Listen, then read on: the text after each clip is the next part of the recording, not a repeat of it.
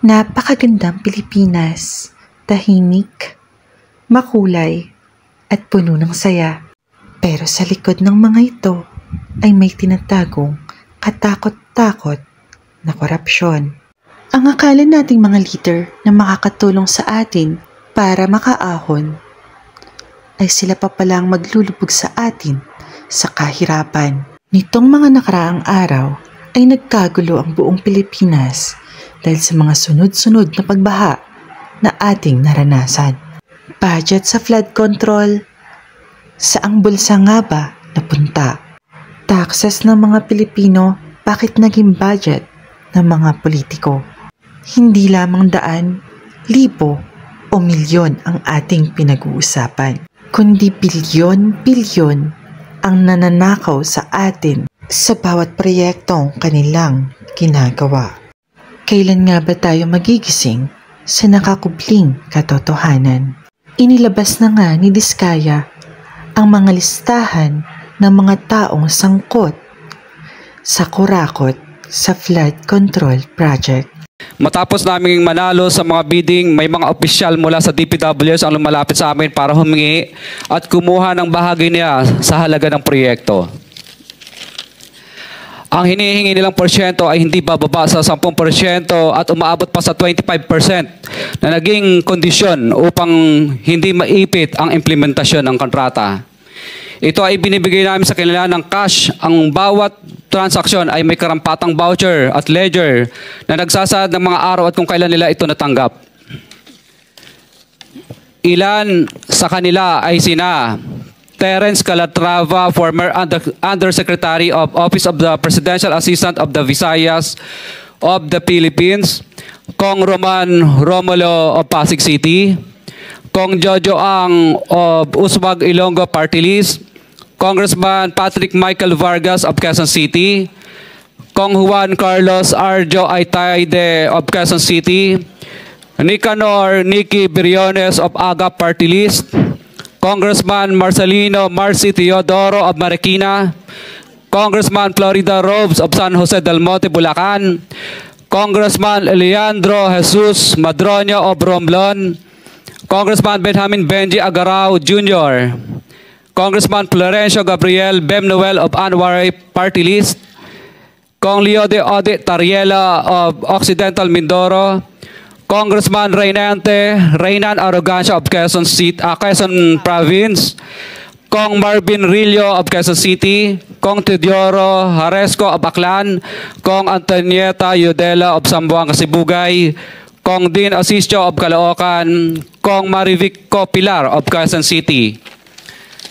21. Mayroon ding mga kinatawa ng ilang politiko na nakikipagtakbo sa amin upang manghingi ng porsyento kapalit ng mga porsyento ng mga proyekto.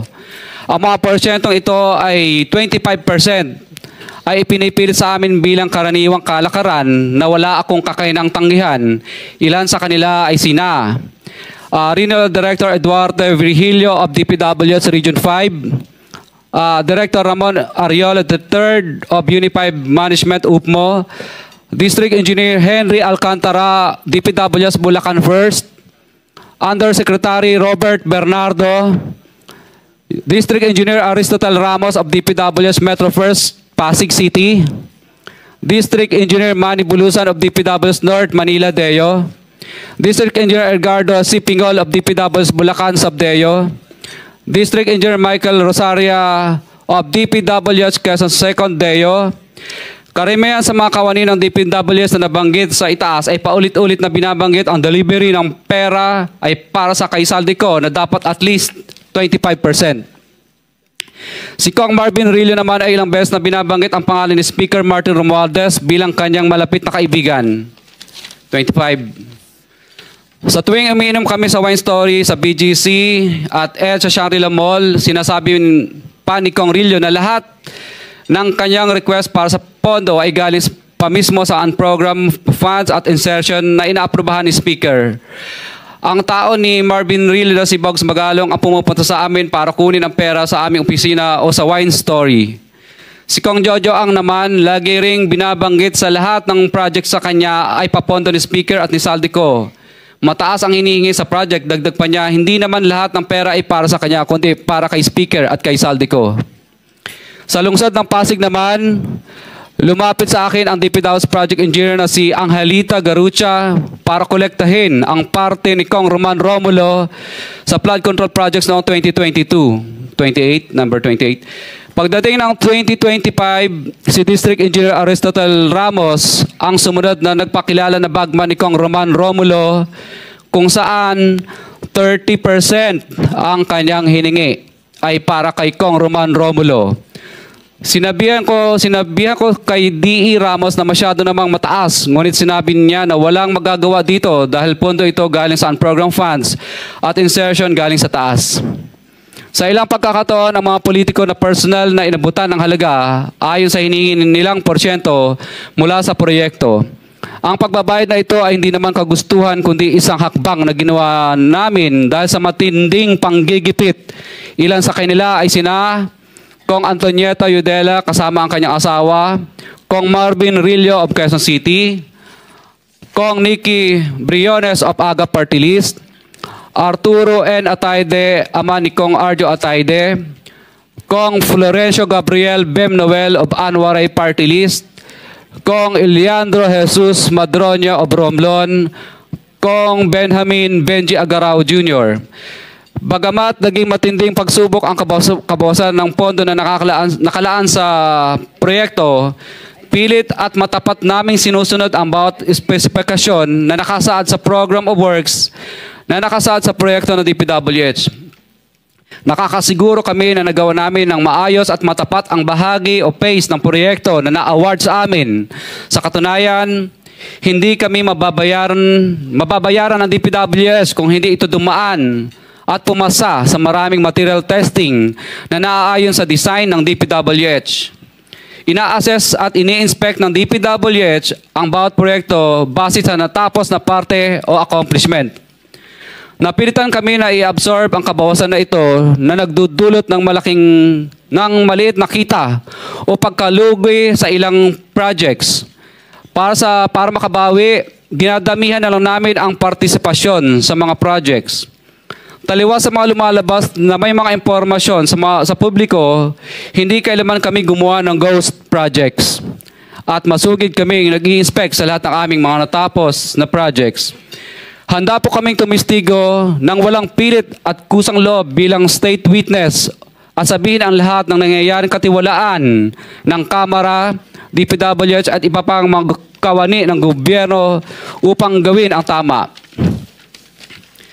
Kami ay lubos na humihingi ng tulong sa Senate Blue Ribbon Committee na pinamumunuan ng buting Chairman Senator Dante Marcoleta at kay President Bongbong Marcos para sa proteksyon at seguridad ng aming pamilya.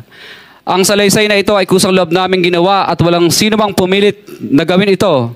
Sa katotohanan ng lahat ay nilagdaan namin ang salaysay na ito ng kusang loob at walang pumipilit.